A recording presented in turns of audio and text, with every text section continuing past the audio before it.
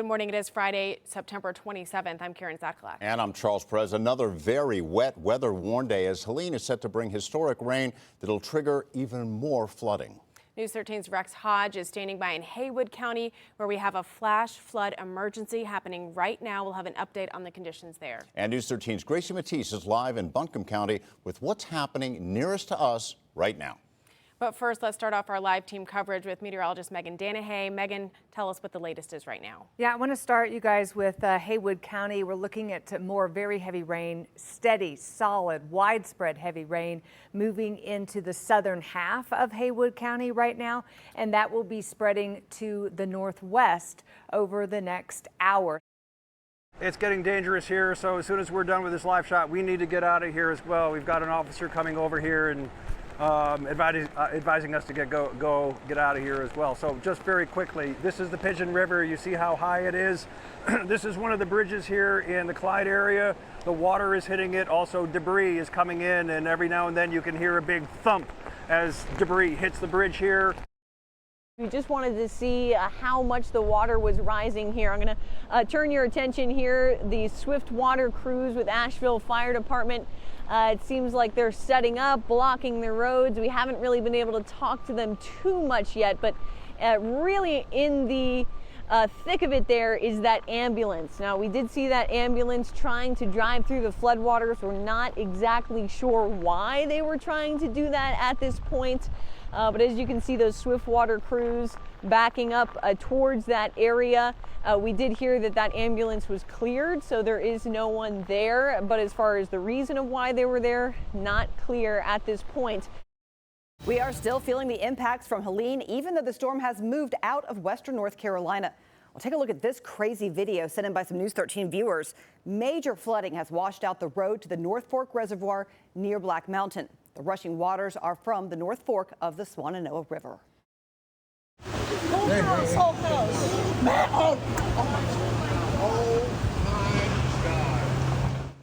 Alarming new images tonight of the catastrophic damage from Helene. This video is from Tunnel Road in Asheville. Yeah, shocking images here. You can see the entire home floating by in the flood waters and the swift water rescue team there ready to respond. And this is just one of the many videos and pictures showing the scope of what we're dealing with right now. Yeah, this is South Tunnel Road, and you can see behind me the Swannanoa River has completely blown its banks, pouring, ripping onto South Tunnel Road. Where those storage containers are out in the distance, that is where South Tunnel Road intersects with Swannanoa River Road.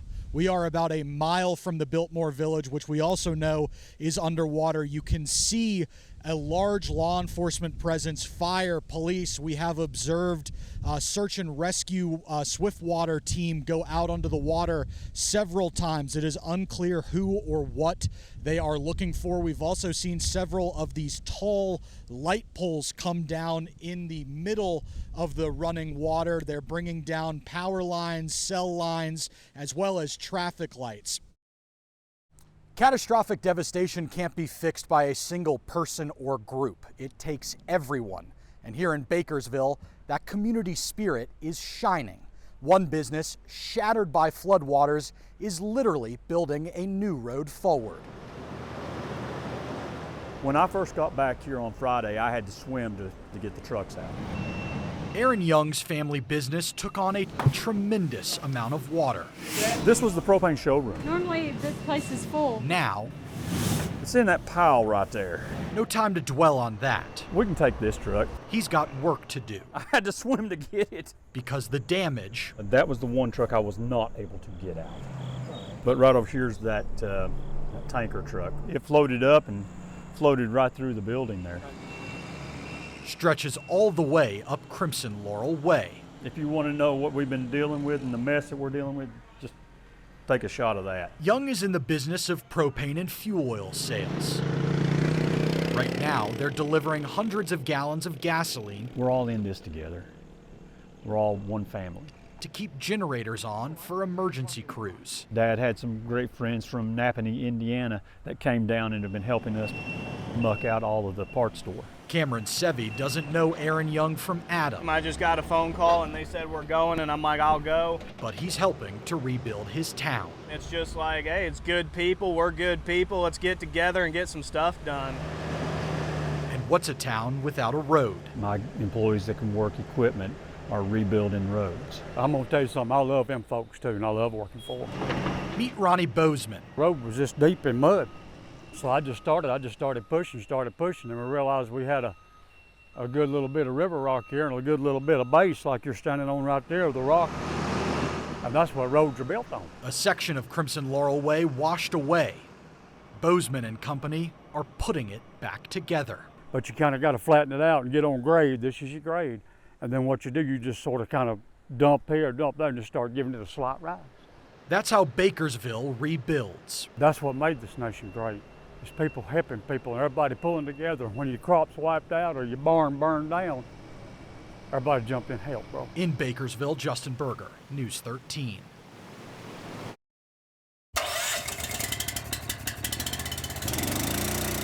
Pumps like these are fueling Mission Hospital with a vital resource in short supply, water. We still do not have that vital resource of our municipal water. A trail of tanker trucks now deployed, up to 40 a day pumping water to pressurize the hospital's water system. And with the pressurizing of our water system, we've been able to have showers, toilets, sinks, and everything available. The basics missing following the storm. Hospital administration admitting Friday and Saturday were tough. We had a rough ride for the first 24 hours. We lost city water, a vital resource. And so we deployed our entire team to provide buckets of water to flush all toilets. So we had potable water on every unit. Our patients were safe at all times. Now, Asheville officials said fixing the damaged water system is weeks away, but they're already 72 hours into repairs. Yeah, News 13 investigative reporter Jennifer Emmert looks at the massive task to get water flowing again.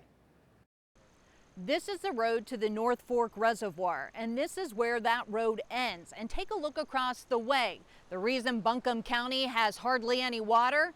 Take a look at the main transmission lines. Those lines are cut off. The City of Asheville Water Resources shared pictures of damage beyond where it was safe for us to go. Several thousand feet of water lines from Asheville's main water source, North Fork Reservoir, were washed away by Helene. The storm essentially flipped the reservoir's contents, meaning it will take time for it to settle before it can be treated. After the last winter storm, bypass lines were installed as a backup, but those also failed. Those bypass lines that were put in as the fail-safe, why weren't they better protected? So that's probably going to be an issue in the after action for this when this is all over. That's left many relying on water distribution centers since many grocery stores remain closed. Buncombe County started to see the first of these distribution points today. In addition to the Pack Square distribution site, there's one at Asheville Middle School, and as more come online, Buncombe County will share that information. You can also find it at WLOS.com. In Buncombe County, Jennifer Emmert, News 13. Samples taken this weekend are clear, allowing Water Resources to lift the boil water notice today. Chandler said Friday that 120 samples would be taken. They were all clear of E. coli and coliform. Results confirmed the flushing of the system, he said, was a success, with reservoir treated water deemed safe. The Gray Eagle Music Hall may not be the first place you'd think lack of water would have an impact, but Kitchen's very happy. The taqueria has been open, but now the dishwasher can run and the tap. Being able to make sweet tea again, washing dishes was the big thing, and just having people to drink fresh water even while they're at a concert has been a big relief. I put this little gate up, keep the dogs out. Without this donated camper, Danny Bailey would be homeless. I'm pretty comfortable right now. He laughs even though he's literally lost everything. It got washed away and split in half and wound up in the middle of the road there. And then I just stayed in my truck for 2 weeks. The home he'd shared with his parents for decades is now in pieces, scattered throughout Swannanoa. Like many, he's now left with nothing besides a couple of acres of dried mud and debris. Everything's gone. His outlook is almost unbelievable. as he patiently waits for FEMA to send help. My thinking is just give me some money and get me a home, you know. Bailey is one of thousands now stuck in a place that was suffering from a housing crisis before this crisis hit. We do still have a lot of people staying in hotels. We have a lot of people who are still in temporary situations waiting on their places to be fixed, waiting on their apartments to be habitable again. And I think it's going to take time. And I literally seen all these trees and like a big black swirl, and all the trees were coming towards my house. So they were just dropping. One went through my living room, one went through my bedroom. Keegan escaped, and within 48 hours, she says she called FEMA. I called, I told her everything that had happened. She gave me a case number, and the next day I was denied. She says FEMA told her that since she had home insurance, they couldn't pay her anything. Nothing, not a dime, not a dime. I didn't get the $750. People I work with didn't lose anything but power, and they got $750, and they got a motel voucher for 30 days, and they weren't even homeless. So make that make sense. She says after 6 weeks, her insurance company agreed to pay $150,000, but says it's not nearly enough to completely start over. I just settled with my insurance company Friday, and I am so underinsured for what has happened here. We asked FEMA spokesperson John Mills what the policy is for people like Keegan. You can apply for FEMA assistance whether you have insurance or not. FEMA is not allowed to duplicate insurance payments. If you do have insurance, FEMA will ask you to provide some documentation from your insurance provider about what insurance has covered, and then you can tell us what your needs are beyond that. He says FEMA is still taking applications and inspecting homes, saying so far they've helped 127,000 households with a total of more than $216 million. On top of that, he says they've given hotel vouchers to about 4,000 people and promised one mobile home to a family last week, with 3 more on the way. Before Helene's catastrophic impact, Manna Food Bank closed September 26 to guard against previous flooding, bringing the Swannanoa to its doorstep. We put all of our food up on the highest racks. We moved everything to higher ground that we could. It feels a little silly now in retrospect when you see the pictures of the water. This time, the Swannanoa River swallowed Manna's warehouse and its contents to the roofline. We're just kind of overwhelmed by the devastation. At the same time, they were doing a water rescue right behind us to be able to rescue somebody out of the river, and you're thinking, okay, this is a building. By Tuesday morning, Manna was taking in donations at the WNC Farmers Market and by afternoon flipping it for a community in need. Manna's former site remains covered in mud and debris. The challenge with the old facility is that being on a floodplain, there are so many outstanding questions of, can you build on it again? Should you build on it again? If we do, where do the resources for that come from? Within Asheville and Buncombe County's D-shaped path of destruction, the owners of 900 substantially damaged or destroyed structures face similar decisions. What's the biggest challenge in getting these properties to a point where reconstruction can begin? The biggest challenge right now is the debris removal. Getting that out of the way so you can see what you even have left to possibly build back on.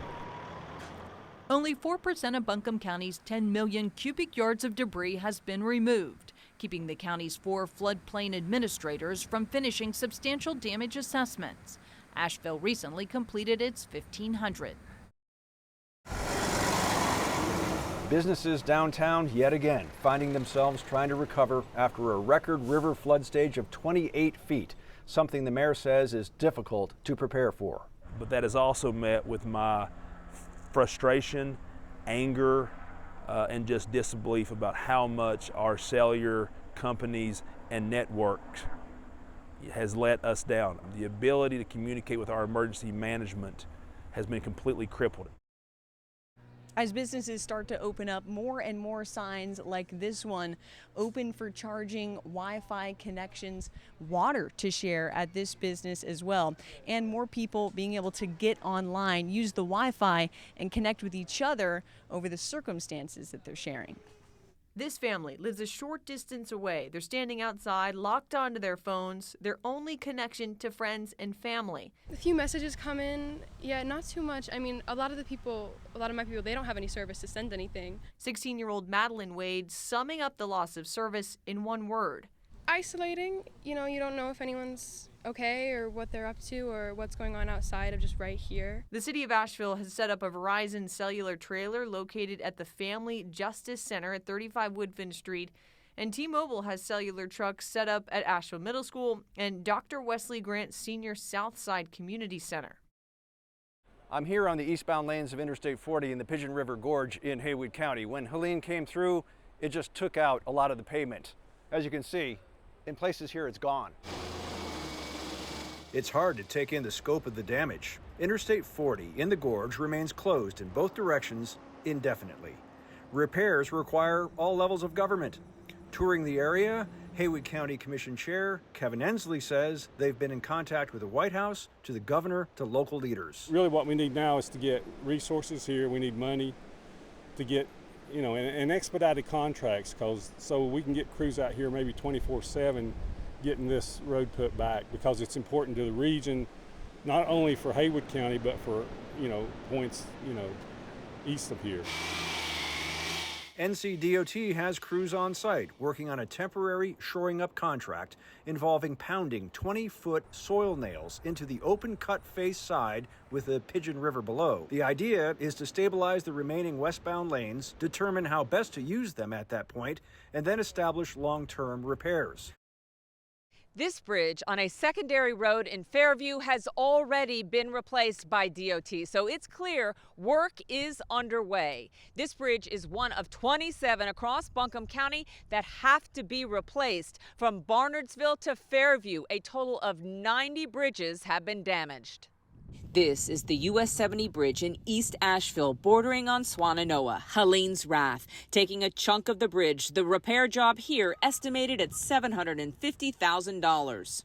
Well, this bridge closure has caused a lot of inconvenience. The closure impacting Ken Clanton, a Vietnam veteran who lived at ABCCM's restoration quarters. On the other side, Helene destroyed it. He also works for ABCCM as a driver. I enjoy my job.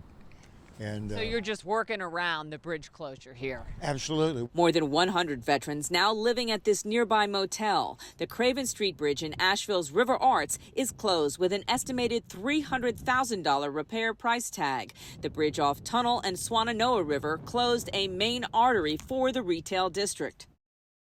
This is a house. This is our bedroom. Crumbled debris, mud, dirt, rocks, and rubble. All that's left of this East Asheville street. You don't know what it's like until you lose everything.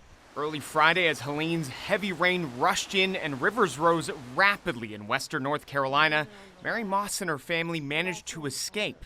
But everything else gone in an instant. Just a matter of minutes, and it was over with. We were in direct path of the river, unfortunately. So we were the first to go. Moss's home, one of at least 10 homes that washed away along Driftwood Court. The neighbor's house, water was up to the roof, and that 3 of the houses on the river, the foundation had broke loose, and they were moving. Neighbors left in shock along the shore. Lifetimes of keepsakes and memories now mixed in with the mud or washed away. Every neighbor, as they were losing their home, you felt it for them. And you just prayed that it was going to withstand it, but unfortunately 10 of us didn't. In the aftermath, and still missing one of Mary Moss's neighbors. Very possibly his truck. If anybody has spotted Lynn McFarland, please let somebody know. We're all trying to find out what happened to him. He was on top of his house. Law enforcement hasn't confirmed the missing man's identity, but friends say he's in his 60s with white hair, a white goatee, and pale blue eyes. And the last I saw, I ran down the hill, his house was gone, and I heard people yelling from the porch up there, and I just saw a man on a roof. I thought it was Lynn, but I don't know if it was, but that was it. Others say they saw the same thing. But so far, that man hasn't been seen since. If you have any information on this missing Asheville man or anyone else who's been missing since Helene hammered our area, you're urged to contact police. We saw residents of all ages running to and from the helicopter, bringing in supplies like water bottles and diapers. Taking supplies back to what Barnardsville residents have created as their headquarters. There's first aid, search and rescue, food and water distribution, hot meals. It started immediately after the storm hit, when residents realized they needed to come together, and it's only evolved since. Every single day I have been brought to tears by witnessing so much generosity and cooperation and kindness among people. I mean, yesterday was all children serving lunch with the smiles on their faces. Another glimmer of hope is that the postmaster is delivering mail today for the first time since Thursday. He says that if he can deliver mail, he can deliver these residents a small sense of normalcy. And I'm told that every day at noon there is a town meeting right here in this area where people are discussing search and rescue, food distribution. What I am told is that instead of donations, what they're really needing are boots on the ground. If you have any kind of specialized skills, are able to help people medically, please volunteer your services here if you're able. To the rest of the state, country, and world, Mitchell County is a virtual black hole. There is little information going out and even less coming in. Communities are cut off from their towns. People are still missing. The inability to receive information and the lack of knowing, there's only one word to describe it. It feels absolutely lonely, and you don't know what's going on in the rest of the world, and it's devastating. Trapped. We was just hoping that somebody would stop, that we could pay or whatever to have them help us get out of here. Nobody did until Sunday night. It took one whole day to cut just the 4 hickory trees out of the way. Unfortunately, Mitchell County's problems are exponentially bigger than 4 downed hickory trees. Basically, our county has been cut off since this storm system came through on Friday. Multiple fatalities, landslides, erosions, mass power outages, water sewer systems completely wiped out, next to no cell service. From an overall incident response standpoint, the scope of the damage here in Mitchell County is very reminiscent of Hurricane Katrina. A years-long recovery. It's all heart, it's all self-sufficiency, it's that mountaineer spirit we got running through here. Linda Pittman's got that mountaineer spirit. I live at Beaver Creek, which is about a half a mile that way. All right, it's what we're going to do. A disaster relief expert. Okay, we're going to put it right there. With decades of experience. I've been all the way to Puerto Rico, to Alaska, to Florida, to Georgia. We go all, wherever there's a need, we go. When the fuel truck gets here, we're going to send 10 at a time across the road. This time, you'll peel off your sticker. Home you'll give called. it to them. They'll peel off that sticker. Working in the parking lot outside the church where her brother pastors. How are you doing? The water came within that close to my store. And they know that we go. They never knew what we done. And now they're seeing firsthand what we do, and they are in awe. Across town, the cleanup continues. We own Hef's, me and my brother. Jason Hefner had water 6 to 8 feet high in his Locust Street restaurant. Angie said put it by her car. It's almost a total loss. He thought he was going to have to clear it out himself, not in Mitchell County. They didn't ask any questions. They just walked right into the restaurant, started picking trash up, scooping mud, and working. We don't even know their names. They just come in and just go right to work with us. We have to pick up the pieces and we have to move on. And that's all you can do. That's all you can do. Justin Berger, News 13.